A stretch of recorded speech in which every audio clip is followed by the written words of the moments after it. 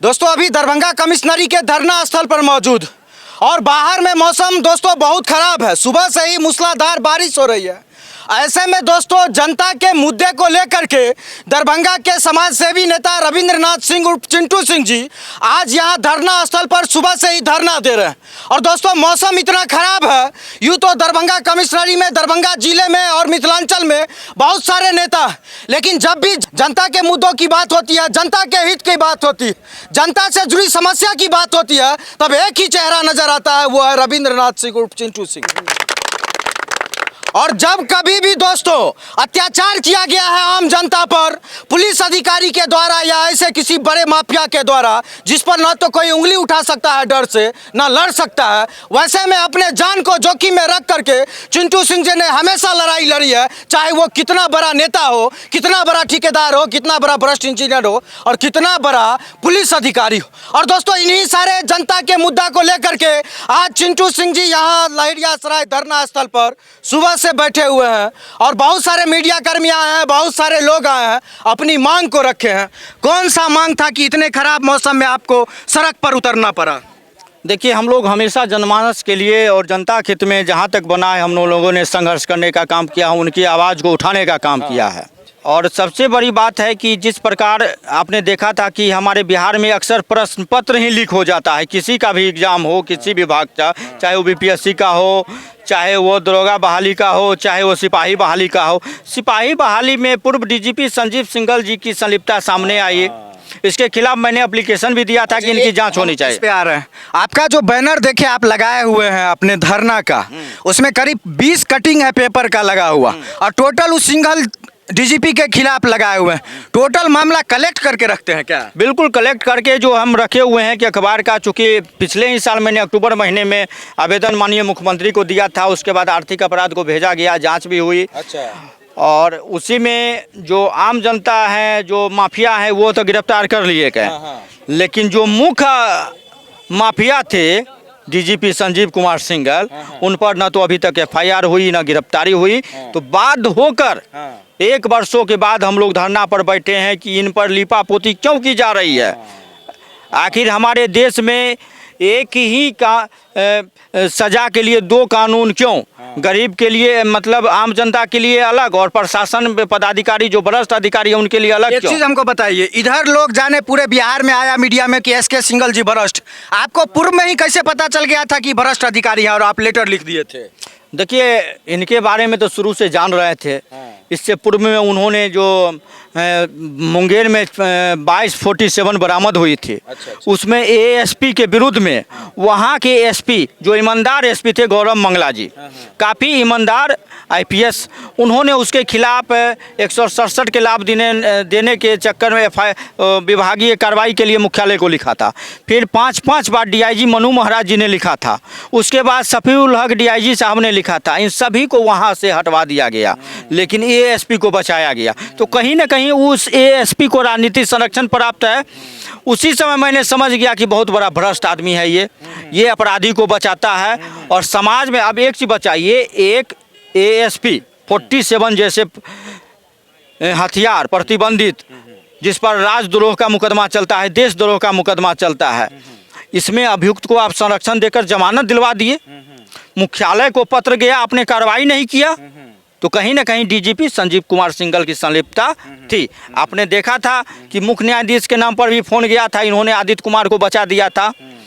जो शराबबंदी लागू नीतीश कुमार का ड्रीम प्रोजेक्ट था शराबबंदी, उसमें आदित्य कुमार एसपी, गया के एसपी पर एफआईआर दर्ज हुई और उस मामले को भी उन्होंने जो है रद्द कर दिया अपने कलम से।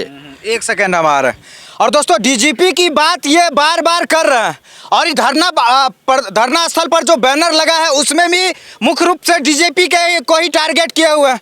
आप देखे होंगे कि पिछले 10 वर्षों में ऐसे दर्जनों भ्रष्ट अधिकारी होंगे मधुबनी जिला में, समस्तीपुर जिला में, दरभंगा जिला में और मिथिलांचल के बहुत सारे जिला में, जिनको इन्होंने जेल भिजवाने का काम किया, जिनके खिलाफ लड़ाई लड़ी और अभी भी बहुत सारे ऐसे हैं जिनके खिलाफ लड़ रहे हैं। आप सोचिएगा कि दरभंगा में बैठ करके डीजीपी के खिलाफ लड़ रहा है, पटना में जाके लड़ना चाहिए था।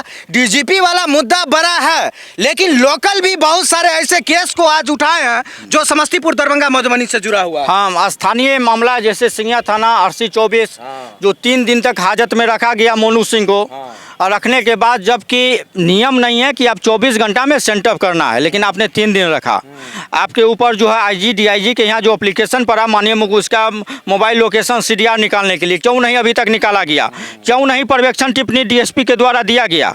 तो कहीं ना कहीं अपराधी को बचाया, जो दोषी पुलिसकर्मी उसको बचाया जाता है। किसी के पुत्र की मृत्यु हो जाती है और उस मामले को लिपापोती कल आपके हवाले से कहीं से खबर मिला कि जो लड़ाई आप लोग लड़ रहे थे उसमें कोर्ट की तरफ से कोई बड़ा फैसला आया है।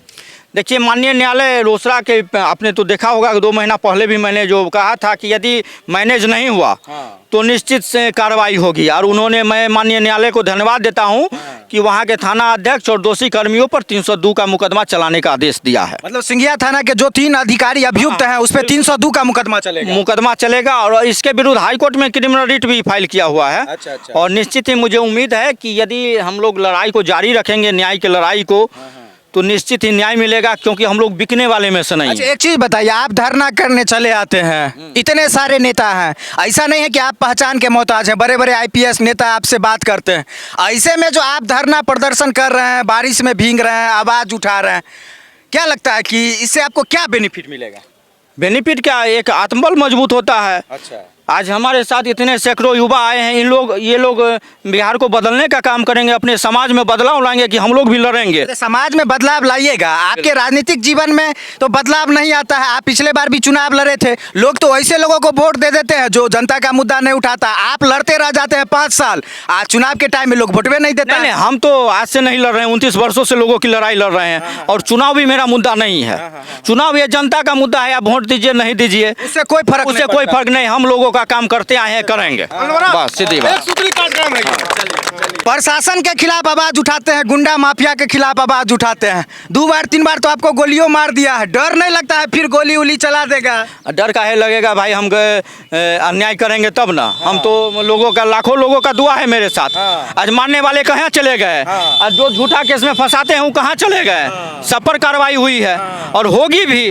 अभी आपको क्या लगता है संजीव सिंघल पर कार्रवाई नहीं होगी? उनके खिलाफ मैं हाईकोर्ट में PIL फाइल कर रहा हूँ, एक बात जान लीजिए। और कहाँ तक होगा जाके उसको सजा? आपको तो अमित कुमार का संरक्षण किसका मिला था आपने देखा था, 439 में भी भीतर जाएंगे ये जाएंगे ये। और निश्चित रूप से दोस्तों बारिश हो रही है और निश्चित रूप से जो जुनून जज्बा इनके अंदर है, जिस भ्रष्ट अधिकारी के पीछे आज तक पड़े हैं कोई नहीं बचा है, चाहे ठेकेदार हो माफिया हो। अब बहुत सारे अधिकारी को हम लोगों ने अपने आंखों के सामने में इनका मार कहते हैं भ्रष्टाचार के खिलाफ जो लड़ाई लगते हैं वो मार लगते हुए देखें। उम्मीद करेंगे दोस्तों कि जिस तरह से ये जनता के लिए लड़ रहे हैं, बारिश में भीग रहे हैं, गोली खा रहे हैं, झूठे केस में फंसाने की साजिश में इन पर बुना जाता है, ऐसे ही जनता इनके साथ खड़ी होगी और आने वाले समय में जितना भी जनता का मुद्दा होगा इसी तरह से आप उठाते रहिएगा। बिल्कुल उठाते रहें और उठाते रहेंगे।